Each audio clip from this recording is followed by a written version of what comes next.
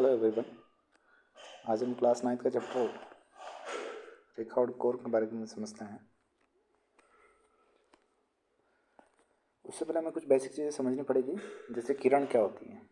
किरण का मतलब होता है किसी एक पॉइंट से स्टार्ट होती है और उसका कोई एंड पॉइंट नहीं होता है, यानी कि उसका केवल एक ही एंड पॉइंट होता है, पॉइंट ए। यहाँ से ये किरण चल रही है तो इसको हम बोलेंगे किरण ए।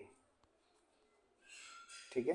अगर सेकेंड टर्म हम समझें कि रेखा क्या होती है, रेखा का मतलब हुआ जिसके दो एंड पॉइंट होंगे, पॉइंट ए और पॉइंट बी, यानी कि जो दो सिरे, जिसके दो सिरों पर जिसका अंत होता है उसे हम कहेंगे रेखा, और जिसका केवल एक प्रारंभिक बिंदु होता है और अंत बिंदु नहीं होता है उसे हम कहते हैं किरण।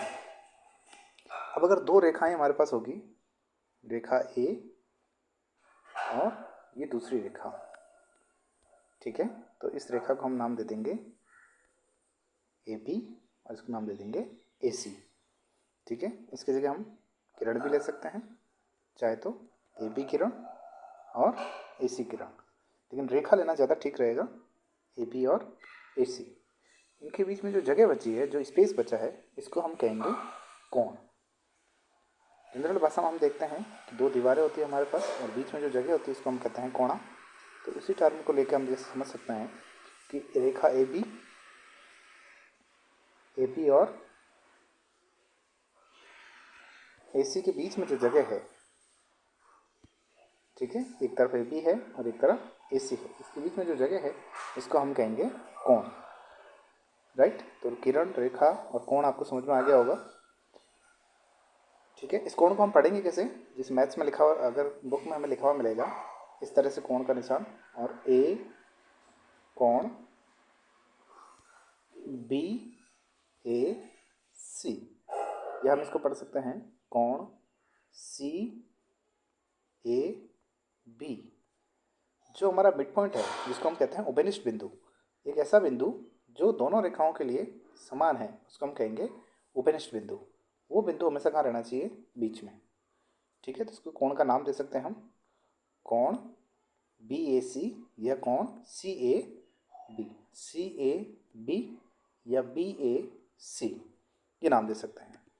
ठीक है, इसके बाद हम समझते हैं कि रेखाओं के क्या प्रकार हो सकते हैं। जैसे अगर एक रेखा है, इससे पहले हम बिंदु समझ लेते हैं। एक रेखा है हमारे पास, इस रेखा पर दो तरह के बिंदु हो सकते हैं, संरेख और असंरेख। ठीक है, संरेख बिंदु कौन से होंगे, जो इसी रेखा पर स्थित होंगे, जो बिंदु इसी रेखा पर स्थित होंगे, ए बी सी डी, ये सभी क्या है, संरेख बिंदु है। ठीक है, और जो रेखा के बाहर स्थित होंगे, जैसे बिंदु ए यहाँ पर स्थित है, बिंदु बी यहाँ पर स्थित है और बिंदु सी कुछ यहाँ पर स्थित है, तो इसका मतलब ये तीनों बिंदु क्या एक ही रेखा में नहीं है, इसलिए हम क्या कहेंगे, असंरेख बिंदु। ठीक है, दो संरेख बिंदुओं को मिलाने से क्या बनेगी, रेखा बनेगी। दो अगर संरेख बिंदुओं को हम मिला दें तो क्या बनेगी, रेखा बनेगी। ठीक है, ऐसे हम कह सकते हैं कि जो वृत्त है, वृत्त पर बिंदु क्या होंगे, संरेख होंगे या असंरेख होंगे, असंरेख होंगे, एक रेखा में स्थित नहीं होंगे। कोण को अगर समझे हम तो रेखा के प्रकार में, जैसे अगर एक रेखा सीधी चल रही है और दूसरी रेखा उसी के ऊपर बनी हुई है तो हम इसे कहेंगे संरेख। ठीक है, संरेख कह सकते हैं, या हम इसको कह सकते हैं कि रेखाएं कैसी है, संपाती है। कैसी है, संपाती, यानी एक के ऊपर दूसरी रेखा है, एक रेखा पहले से ही बनी हुई है और उसके ऊपर दूसरी रेखा खींची गई, यानी जिसके बिंदु सभी के सभी कैसा है, समान है, सारे के सारे बिंदु कैसे हैं, संरेख है, तो हम उसको कहेंगे संपाती रेखा।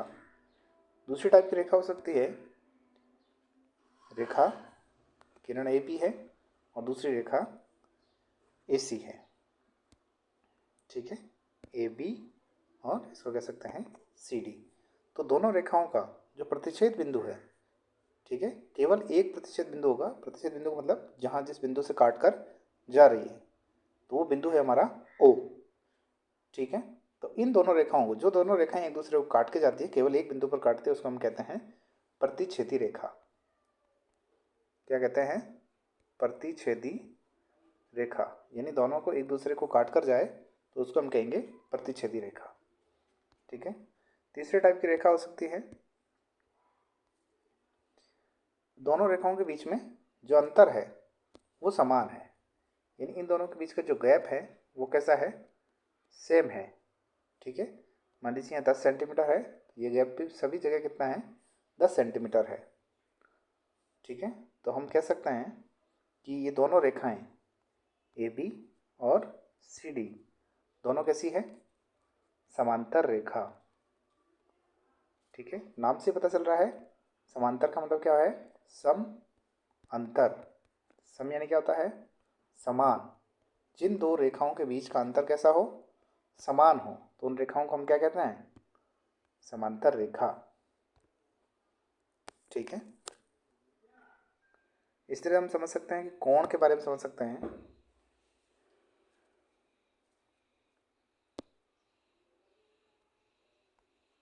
रेखा AB है और CD है,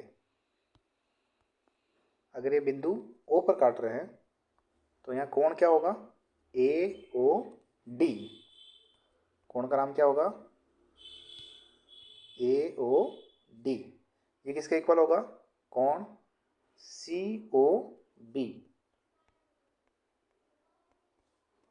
यानी कि एक शीर्ष के सामने, एक ही शीर्ष के सामने अगर दो कोण स्थित है तो इसको हम कहते हैं शीर्षाभिमुख कोण।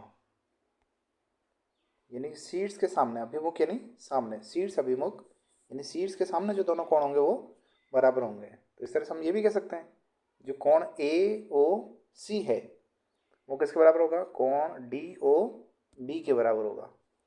यानी कोण AOC किसके बराबर होगा? कोण BOD के बराबर होगा। ठीक है, ऐसे हम दूसरे टाइप में समझ सकते हैं कि एक रेखा है हमारे पास, इस रेखा के ऊपर दूसरी रेखा, जैसे ये थी AB,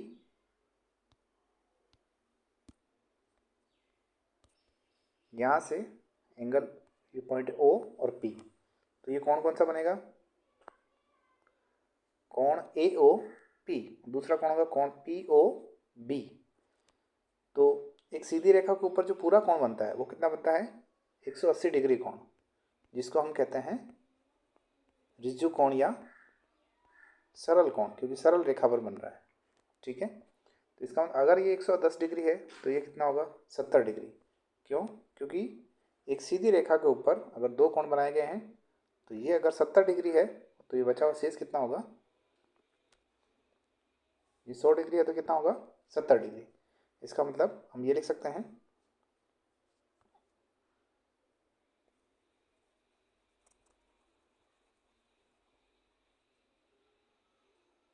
कोण AOP प्लस कोण POB, इन दोनों का योग कितना होगा?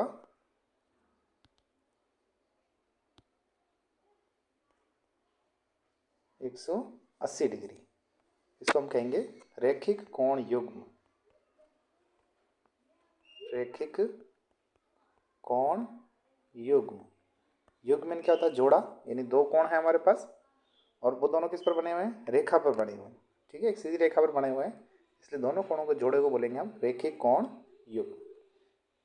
ठीक है, इसके कुछ टाइप और बचे हुए हैं, जैसे आसन कोण है, ठीक है, प्रतिवर्ती कोण है, ठीक है, और कुछ इस तरह के टाइप में होते हैं 90 डिग्री के कोण पे। जैसे 90 डिग्री बना तो इसको हम क्या कहते हैं? समकोण कहते हैं। 90 डिग्री से अगर बड़ा है तो हम उसको अधिक कोण कहते हैं। 90 डिग्री से अगर छोटा कोण है तो हम न्यून कोण कहते हैं। इसको हम अगली क्लास में पढ़ेंगे। उसके बाद जो हमारे बुक के एग्जाम्पल है 9th क्लास के, वो एग्जाम्पल करेंगे, उसके बाद क्वेश्चन सॉल्व करेंगे।